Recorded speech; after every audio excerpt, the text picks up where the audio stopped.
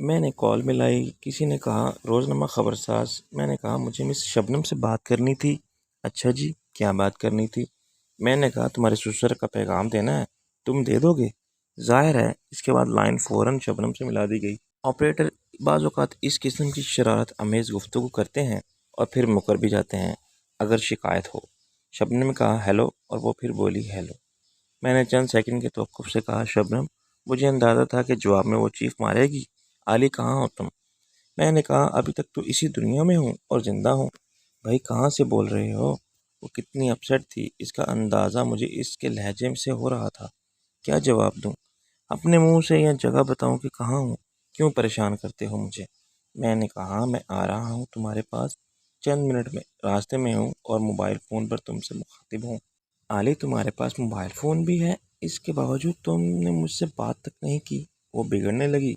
میں نے کہا آہستہ آہستہ بات کرو اور میرا نام مت لو بار بار۔ تم کو معلوم ہونا چاہیے کہ میں روپوش ہوں، روپوشی مجھ سے بھی۔ حاضر ہو رہا ہوں رونمائی کے لیے۔ ایک تو مجھے دیکھ کے جذبات پر قابو رکھنا، حیرت سے چیخ مار کے بے ہوش ہونے یا بننے کی ضرورت نہیں۔ کیوں، ایسی کیا بات ہے؟ سینگ نکل آئے ہیں تمہارے؟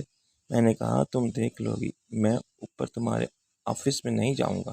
تم فوراً سب کام چھوڑ کے نیچے آ جاؤ اور چلبلی کے پاس ٹھہر جاؤ۔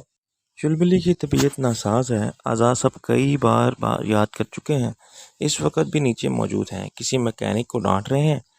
آف مارے گئے یہ اچھا تم اپنے آفس کی بلڈنگ سے 40 قدم دور آ جاؤ، چہل قدمی کرتے ہوئے۔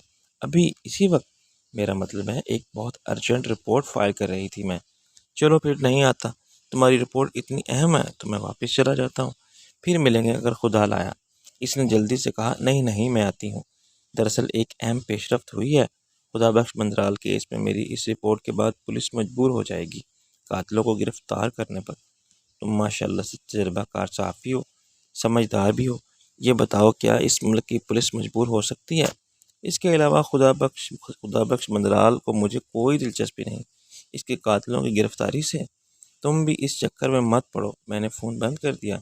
10 منٹ بعد گاڑی روزنامہ خبر ساز کے دفتر کے سامنے سے گزری تو میں نے شبنم کو فٹ پاتھ پر جاتے دیکھ لیا۔ وہ بار بار پلٹ کر دیکھ رہی تھی اور اسٹریٹ لائٹ کے دوسرے کھمبے تک پہنچ چکی تھی۔ جب میں نے گاڑی رکوائی، میرے شیشہ نیچے کرنے سے پہلے ہی وہ آگے بڑھائی، میرا حلیہ دیکھ کے وہ مسکرائی اور بیٹھنے لگی۔ میں نے کہا تمہاری کھٹارا کہاں ہے؟ اندر پارکنگ ایریا میں کھڑی ہے۔ میں نے کہا لے آؤ، میں ذرا آگے رک کے انتظار کرتا ہوں۔ وہ پلٹ کے واپس گئی اور میں نے مڑ کے دیکھا۔ شبنم کی شخصیت بھی ایک انقلاب سے دوچار ہو چکی تھی۔ ایک پہلے والی شبنم تھی جسے میں نے پہلی بار دیکھا تھا تو اس کے انداز و اطوار کی بے باکی اور شوخی نے مجھے حیران کر دیا تھا۔ اس کا لباس جینس کے ساتھ کاری شرٹ ہوتا تھا جس کے مردانہ کالر والے گریبان کے اوپر والے 2 بٹن ہمیشہ کھلے ہوتے تھے اور وہ دوپٹہ استعمال نہیں کرتی تھی۔ چنانچہ یہ نظارہ بڑے بڑوں کے ہوش اڑا دیتا تھا۔ اس کے بال ہمیشہ چہرے پر پھسل کر آ جاتے تھے جن کو ایک ادائے ناز سے ہٹانے میں مصروف رہتی تھی۔ دن میں اس کی گوری رنگت پر سیاہ چشمہ غضب ڈھاتا تھا اور اس کو بھی معلوم تھا کہ سیاہ و سفید کا یہ خیرہ کن امتزاج اس کی شخصیت کے تاثر میں کتنا تباہ کن اضافہ کرتا ہے۔ وہ اپنی اس طاقت کا بھرپور استعمال کرتی تھی اور ہر جگہ پہنچ کے اندر کی ساری خبریں لے آتی تھی۔ ہر ادارے اور محکمے میں کسی خاص سیٹ پر بیٹھتے ہوئے مردوں کی آنکھیں خیر اور عقل ایسی مفلوج ہو جاتی تھی کہ وہ شبنم کو ایک نگاہ التفات اور ایک دل نواز تبسم پر فائلیں کھول کے رکھ دیتے تھے۔ یہ تو انہیں بعد میں معلوم ہوتا تھا کہ وہ خواب میں جھلک دکھانے والی بجلی تھی جو ان کا مستقبل تاریک کر گئی۔ صحافیوں کے حلقے میں اس سے حسد کرنے والے بھی وہی تھے جو اس پر مرتے تھے، مگر جتنا مرتے تھے اس سے زیادہ ڈرتے تھے۔ شبنم جتنی بے باک تھی اتنی ہی نڈر اور پر اعتماد بھی تھی۔ وہ اپنی حفاظت کرنا جانتی تھی اور اسے بے شرم کہنے والے بھی یہ تسلیم کرتے تھے کہ اس کا کردار اس کی شخصیت کے عکس سے بالکل مختلف ہے۔ شبنم کو شکست ہوئی تھی صرف شاہ عالم کے معاملے میں۔ اس کے عشق نے شبنم کو بہت رسوا کیا تھا، مگر اس نے اعلانیہ اس رسوائی کے داغ کو اپنے ماتھے پر بندیا کی طرح سجا لیا تھا۔ لوگ حیران ہوتے تھے کہ شبنم جیسی ذہین اور کسی کے قابو میں نہ آنے والی لڑکی کو کیا ہو گیا ہے، اور شبنم اس کا 2 ٹوک جواب دیتی تھی کہ مجھے شاہ عالم سے عشق ہو گیا ہے۔ اور عشق میں تو ایسا ہوتا ہی ہے۔ آج مجھے شبنم اس لحاظ سے مختلف لگی کہ اس کا لباس ہی نہیں، انداز و اطوار بھی یکسر بدل گئے تھے۔ اس نے سیاہ سفید کا امتزاج یوں برقرار رکھا تھا کہ اس کی شلوار سفید تھی اور قمیض کالی تھی، مگر اس پر سفید پھول جگمگا رہے تھے، اور اس کے گلے میں بلکہ ایک شانے پر دوپٹہ بھی تھا۔ دوسرے شانے پر اس کا وہی پرانا بیگ تھا جس میں وہ سارے زمانے کا علم غلم جمع رکھتی تھی، camera, tape recorder, note book, cassette اور میک اپ کے سامان سے سینڈوچ تک۔ اس کے ہیئر سٹائل میں بھی کوئی رونما تبدیلی نہیں آئی تھی۔ شوق قسم کا میک اپ وہ پہلے بھی نہیں کرتی تھی۔ اس کے بے داغ جلد میں صحت مندی کا اجالا پن تھا۔ جیسا کہ مجھے معلوم ہوا، وہ اپنی صحت کا خاصا خیال رکھتی تھی، خوراک کے معاملے میں محتاط تھی اور ورزش باقاعدگی سے کرتی تھی۔ اصل تبدیلی اس کی شخصیت اور کردار میں نظر آتی تھی۔ اس کے مجرمانہ حد تک بے باک انداز اور مردوں کے تسلط والے معاشرے کے خلاف باغیانہ طرز عمل میں اب پہلے جیسی شدت نظر نہیں آتی تھی۔ پہلے اس کے تیور کچھ اور ہوتے تھے، لگتا تھا وہ اعلانیہ سارے زمانے کو اپنے جوتے کی نوک پر رکھتی ہے اور کوئی کچھ بھی کہے کسی کی پرواہ نہیں کرتی۔ اب اس کے اعتبار میں ایک نرم اور شائستگی اور نسوانیت کے احساس کا رکھ رکھاؤ آ گیا تھا۔ شاید یہ اسحاق کی شخصیت اور ریخت اور ذہن کو متاثر کرنے والے حالات و واقعات کا نتیجہ تھا کہ اس نے ایک مدافعانہ اور محتاط رویہ اختیار کر لیا۔ یہ بھی ہو سکتا تھا کہ شاہ عالم کی یکسر بدل جانے والی فطرت کے تقاضوں کو سمجھتے ہوئے اس نے خود کو بھی شعوری طور پر بدل لیا ہو۔ عورت سے زیادہ مرد کی نظر کی پسند ناپسند کو کون سمجھ سکتا ہے، اور قدرت نے اس کی فطرت میں اتنی لچک رکھی ہے کہ وہ کوشش کرے تو خود کو نئے ماحول میں مرد کی بنسبت زیادہ آسانی ایڈجسٹ کر لیتی ہے۔ رومان پرور خیالوں کی دنیا میں رہنے والی اور کسی آئیڈیل کے خواب دیکھنے والی لڑکیاں جب ماں باپ کی پسند کے سامنے سر جھکاتی ہیں اور کسی ان دیکھے انجانے مرد کے ساتھ زندگی کے سفر پر روانہ ہوتی ہیں تو کامیاب وہی رہتی ہیں جو پانی کی طرح خود برتن کے سانچے میں ڈھل جاتی ہیں۔ انگریز قوم نے ایک قول میں بڑی عملی دانائی ہے کہ مرد کے دل پر حکومت وہی عورت کرتی ہے جو محکوم بن کے رہنا جانتی ہے۔ شبنم نے کہا، ایسے کیا دیکھ رہے ہو؟ میں چونکا، نگاہ تم پر ہے تو ظاہر ہے تمہیں ہی دیکھ رہا ہوں۔ وہ مسکرائی۔ میں نے یہ نہیں پوچھا کہ کسے دیکھ رہے ہو، کیا دیکھ رہے ہو یہ پوچھا تھا۔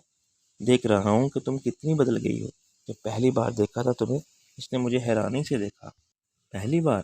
اس وقت تو میں نئی نئی آئی تھی اس فیلڈ میں۔ یونیورسٹی کی ڈگری پر بڑا غرور تھا کہ جناب صحافت میں ایم اے کیا ہے، کوئی مذاق نہیں ہے، اور پوزیشن بھی لی ہے۔ پتہ کچھ نہیں تھا، اور صحافت کیا ہوتی ہے بالکل کچھ نہیں آتا تھا، نہ بات کرنے کا سلیقہ، نہ کپڑے پہننے کا ڈھنگ۔ یاد ہے تم نے کیا کہا تھا؟ میں اپنی بات پر خود ہی پھنس گیا تھا۔ معلوم نہیں شاہ عالم نے اسے پہلی بار کب اور کہاں دیکھا تھا۔ میں نے تو صرف 1 سال پہلے کے حوالے سے اس کی شخصیت کے انقلاب کی بات کی تھی۔ کیا کہا تھا؟ میں نے یوں کہا جیسے مجھے یاد ہے، مگر شبنم کی یادداشت دیکھنا چاہتا ہوں۔ تم نے کہا تھا، محترمہ آپ فیشن شو میں تشریف لائی ہیں یا ماڈل بننے؟ میں اپنی طرف سے بڑی تیاری کر کے اور بہت سج دھج کے آئی تھی، جیسے کہ عام طور پر لوگ کسی جاب کے انٹرویو کے لیے جاتے ہیں۔ وہ ہنسی۔ میرے لیے ایک اور آزمائش۔ اب مجھے کیا معلوم ہے کہ میں نے شبنم کو اس درخواست کے جواب میں بلایا تھا یا وہ خود میرے اشتہار کو دیکھ کر آئی تھی۔ اس کے ساتھ اور بھی لڑکیاں آئی تھیں۔ اس جاب کے لیے شبنم کو تو دن، تاریخ اور وقت تک یاد ہوگا۔ مجھے یہ بھی علم نہیں تھا کہ اس انٹرویو کے نتیجے میں شبنم کو منتخب کر لیا گیا تھا یا شاہ عالم کے اس جملہ متروزہ کے باوجود مایوس لوٹ گئی تھی۔ پھر کسی موقع پر کہاں اور کتنے عرصے بعد اسے شاہ عالم کی نگاہ انتخاب میں آئی تھی؟ وہ اور شاہ عالم پہلی بار کب ملے تھے؟ اور جب کوئی اور نہ تھا۔ میں نے بڑی صفائی سے اپنا دامن بچایا۔ میں یہ دیکھ رہا تھا کہ پچھلے 1 سال میں تمہاری شخصیت کا بالکل نیا روپ سامنے آیا ہے۔ کچھ اداس ہو گئی۔ پچھلے 1 سال کی بات کیوں کرتے ہو؟ اس 1 سال میں تم بھی تو وہ نہیں رہے جو پہلے تھے۔ اب مداری کو پیار کی ڈگڈگی بجانے کی ضرورت تھی۔ میں نے کہا، تم پوچھو گے نہیں یہ انقلاب کیسا لگا تمہیں؟ کیا فائدہ، مجھے معلوم ہے تم کیا کہو گے۔ تمہاری جگہ کوئی بھی مرد ہوتا یہ کیسے کہہ سکتا تھا کہ اب تم اچھی نہیں لگ رہی ہو جانم، تعریف کے لیے تم وہی شاعرانہ انداز بیاں اختیار کرو گے۔ میں نے کہا، یار یہ زیادتی ہے، ایسے سچ پر بغیر جھوٹ کا لیبل لگانا۔ اوکے، کیا ہے سچ؟ اس نے سپاٹ لہجے میں کہا۔ چلو جانے دو، اگر تمہیں دلچسپی نہیں۔ یہ بات بتاؤ، طبیعت ٹھیک ہے تمہاری؟ یہ سوال میں پوچھنا چاہتی تھی تم سے۔ میں نے کہا، کمال ہے، تم بیمار تھی۔ میں بیمار تھی، اب نہیں ہوں، مگر اب تم بیمار لگ رہے ہو۔ مجھے کیا ہوا؟ ذرا حلیہ ملاحظہ کرو اپنا۔ اس نے گاڑی کے بیک ویو میں رخ میری طرف کر دیا۔ میں نے آئینے میں اپنی صورت دیکھی، سب ٹھیک ہے۔ اگر تمہاری مراد اس لباس سے ہے جو تمہیں مضحکہ خیز لگ رہا ہے تو یہ مجبوری ہے میری۔ میں زندگی کے لیے بھاگ رہا ہوں اور موت ہر جگہ مجھے اپنے تعاقب میں محسوس ہوتی ہے۔ موت سے بچ کے بھاگ سکتا ہے کوئی؟ میں نے کہا مجھے اتنا محسوس ہوتی ہے بدبختی کی کہ میں عام آدمی کی حرام موت کے خوف سے بے نیاز ہو کے گلی محلوں میں، سڑکوں اور بازاروں میں نہیں گھوم سکتا۔ جیسے ہمارے چاروں طرف ہزاروں لاکھوں بے فکرے پھر رہے ہیں، ان کو کسی نادیدہ دشمن کا خیال نہیں، کسی نامعلوم شخص قاتل کا اندیشہ نہیں۔ یہ موت کو برحق سمجھ کے مطمئن ہے کہ جب وقت آئے گا تو سبھی کو مرنا ہے، مگر میں بھیس بدل کے بھی ڈر رہا ہوں، خوف زدہ ہوں ان دشمنوں سے جو ہر سمت سے مجھے محصور کرنا چاہتے ہیں۔ وہ مجھے دیکھ سکتے ہیں مگر خود نظر نہیں آتے۔ تم اتنے ڈپریسڈ کیوں ہو؟ میں تمہارے چہرے کی بات کر رہی تھی۔ تمہاری شیپ کتنی بڑی ہوئی ہے اور آنکھوں کے گرد ایسے ہلکے پڑ گئے ہیں جیسے تم نے فاقے کیے ہیں اور جیل کاٹی ہے۔ وہ بولی۔ اچھا، میں نے اپنے گالوں پر ہاتھ پھیرا۔ یعنی ابھی تک تمہیں احساس بھی نہیں تھا؟ آج بتاؤ، تمہیں فرصت نہیں ملی، کسی ایسے کام میں پھنس گئے تھے یا ہوش نہیں تھا؟ میں نے ایک لمبی گہری سانس لے کر اپنے سر پیچھے لگا دیا۔ دونوں ہی باتیں تھیں، اس میں کوئی جھوٹ نہیں۔ مجھے نہیں بتاؤ گے؟ میں نے کہا بتاؤں گا، سب بتاؤں گا۔ تمہیں نہیں بتاؤں گا تو اور کسے بتاؤں گا؟ مگر ابھی نہیں، یہ بہت لمبی بات ہے، فرصت سے بتاؤں گا۔ اس نے مایوسی کا اظہار کیا۔ تمہاری مرضی، یہ بتاؤ کہاں جانا ہے؟ جہاں تمہارا جی لے چلے مجھے۔ میں تمہارے ڈسپوزل پر ہوں، مکمل طور سے۔ اسے لے آیا ہوں تمہارے پاس کہ مجھے تم سے کچھ کہنا ہے، اور اس کے لیے مجھے صرف فرصت ہی نہیں، تھوڑا سا سکون چاہیے اور تخلیہ چاہیے۔ اگر میرا کوئی گھر ہوتا تو میں تمہیں اپنے ساتھ لے جاتا۔ تمہارا گھر نہیں ہے۔ وہ خوش تھی اور حیران تھی اور میرے لیے فکر مند تھی اور اس لیے مجھ سے زیادہ کنفیوز ہو رہی تھی۔ میں نے کہا ہاں، مکان بہت تھے، میرے محل تھے اور عالی شان دفاتر تھے، کاروباری ادارے تھے، لیکن گھر، ایک گھر تھا جس میں رخشندہ رہتی تھی، میرے ساتھ میری بیوی۔ پھر میں نے دونوں کو چھوڑ دیا۔ تم جانتی ہو، مجھے بے گھر کو اپنے گھر لے جاؤ۔ علی، کیا تم نے پی رکھی ہے؟ وہ ہنسنے لگی۔ میرا کون سا گھر ہے؟ اچھا، یعنی ہم دونوں بے گھر ہیں۔ میں نے ٹھنڈی سانس لی۔ دراصل میں بہت تھکا ہوا ہوں اور بہت پریشان بھی ہوں۔ آج کل تم آزاد صاحب کے ساتھ رہتی ہو، مگر جو پہلے تو بیڈ روم والا ایک پورشن تھا تمہارے پاس، وہ میرے بھائی کا تھا۔ میں اسے کرایہ دیتی تھی، وہاں کچھ بھی میرا نہیں تھا۔ وہ اپنی فیملی کے ساتھ دبئی گیا اور سب کچھ ایسے ہی چھوڑ گیا، لیکن وہاں میں اکیلی رہتی تھی۔ اس کے بڑے مسائل پیدا ہوتے تھے۔ ہاں، اکیلی عورت، خصوصاً تم جیسی عورت، اس خوفناک معاشرے میں کہیں بھی اکیلی نہیں رہ سکتی اور محفوظ بھی نہیں رہ سکتی۔ اس کی چابیاں ہیں میرے پاس، شبنم سنبھل کے بولی۔ میں نے کہا نہیں، وہاں جانا کسی طور پر مناسب نہیں، نہ میرے لیے نہ تمہارے لیے۔ پھر یوں کرتے ہیں، کہیں بیٹھ کے کھانا کھاتے ہیں، مجھے بھوک لگی ہے۔ میں نے کہا بھوک تو مجھے بھی لگی ہے، کسی اچھے سے ہوٹل میں چلتے ہیں، روف ٹاپ لاؤنج میں، وہاں بہت لوگ ہوں گے اور بہت شور ہوگا۔ میں نے کہا پھر تم ہی بتاؤ۔ وہ جھلا کے بولی، تمہیں آتا ہے کھانا پکانا؟ میں نے سوچ کے کہا۔ وہ حیرانی سے بولی، سب کچھ آتا ہے مجھے، کھانا پکانا بھی؟ ہاں جی، کھانا پکانا بھی۔ آزاد صاحب تو پہنچ چکے ہوں گے آفس؟ میں نے ایک گھڑی دیکھی، اور اب صبح 9 بجے سے پہلے لوٹ کے نہیں آئیں گے۔ اس کا چہرہ بے یقینی کے باوجود امید سے روشن ہو گیا۔ تمہارا مطلب ہے؟ میں نے کہا ہاں۔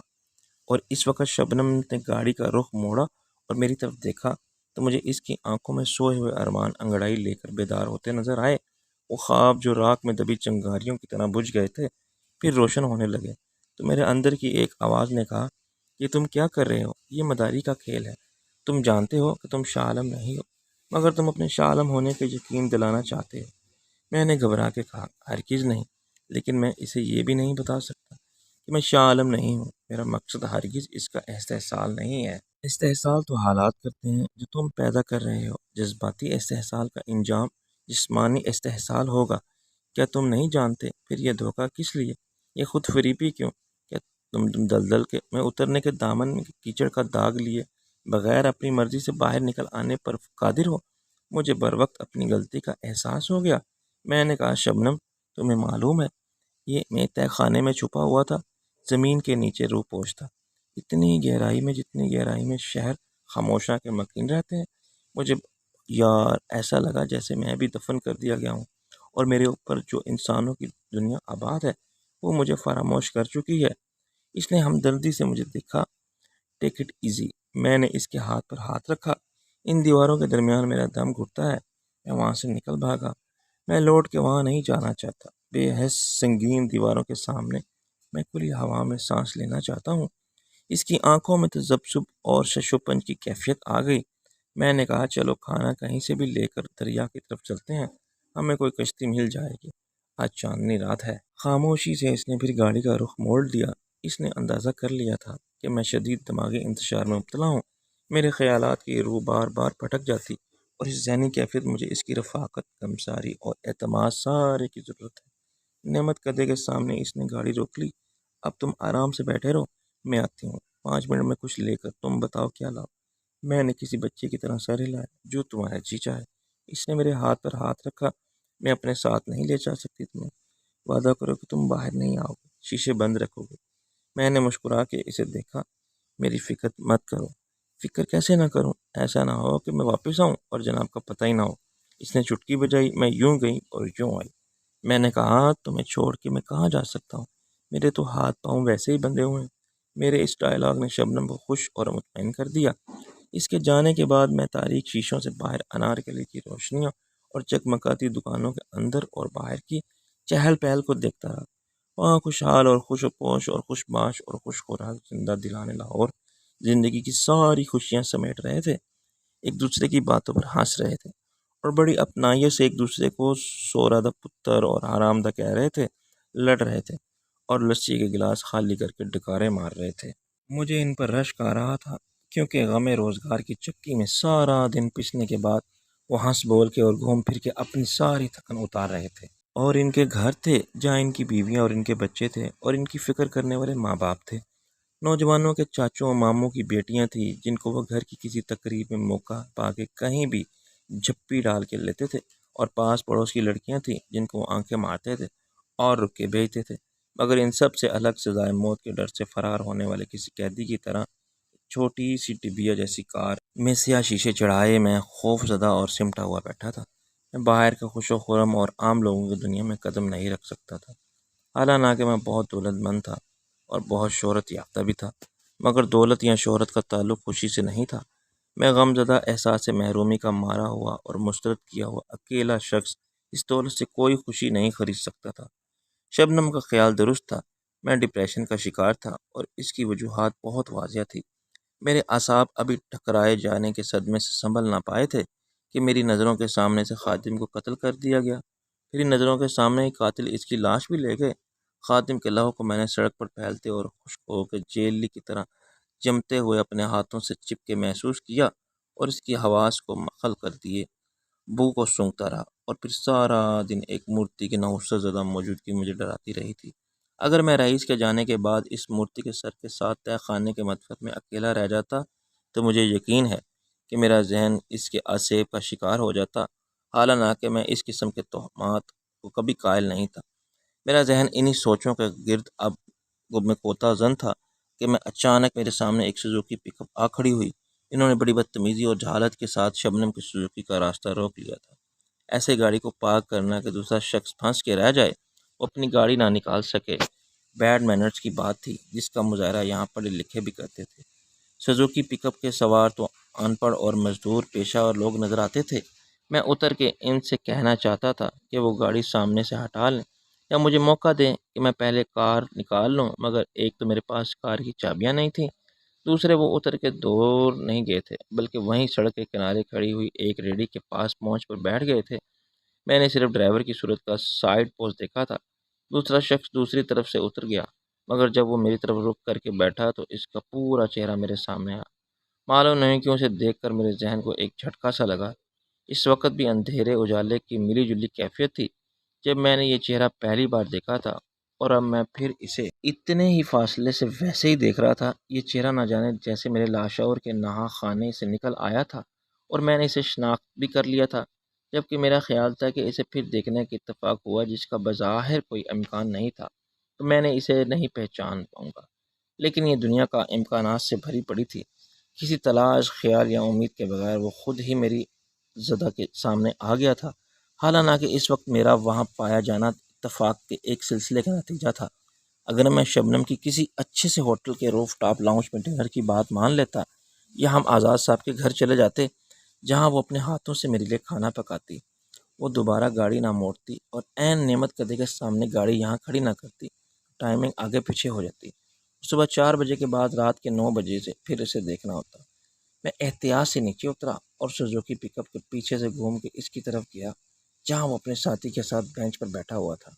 اس بینچ کے بالکل پیچھے دوسری بینچ تھی جس پر ایک مرغ چھولے والے کے معزز کا حق تشریف فرما تھے۔ یہ سلسلہ بہت دور تک ایسے ہی پھیلا ہوا تھا۔ ایک ریڑھی کے ساتھ ہی دوسری ریڑھی کی حیثیت ایک الگ سائڈ روڈ ریسٹورنٹ کی تھی۔ مرغ چھولے والے کے بعد ایک کبابی تھا، پھر ایک کلفی والا۔ ہر ریڑھی والے نے ریڑھی کی چوڑائی سے کچھ زیادہ رقبہ اپنے سامنے گھیر رکھا تھا کہ 3 بینچوں کو آپس میں ملا دیا گیا تھا۔ درمیانی حصے اسٹول میز کا کام دیتے تھے اور چوتھی طرف ریڑھی سے سپلائی جاری رہتی تھی۔ میں ان دونوں کی طرف پشت کر کے بیٹھنا چاہتا تھا تاکہ ان میں سے کوئی میری صورت نہ دیکھ سکے اور ان میں سے قریب رہتے ہوئے ان کی باتیں سن سکوں۔ اس بینچ پر 2 افراد پہلے سے بیٹھے مرغے کی ایک ٹانگ سے کھینچا تانی میں مصروف تھے۔ ان میں سے ایک نے مرغ چھولے والے سے سوال کیا، مرغی اصلی تھی یا پلاسٹک کی بنی ہوئی؟ اس نے سخت برا مانا، او بھائی جی، میں کہ چھولوں کے ساتھ کھلونے پکاتا ہوں، بس ذرا جاندار مرغی تھی، آج تھوڑی جان لگاؤ۔ اور کتنی جان لگائیں، دانت ٹوٹ جائیں گے، بوٹی نہیں ٹوٹے گی۔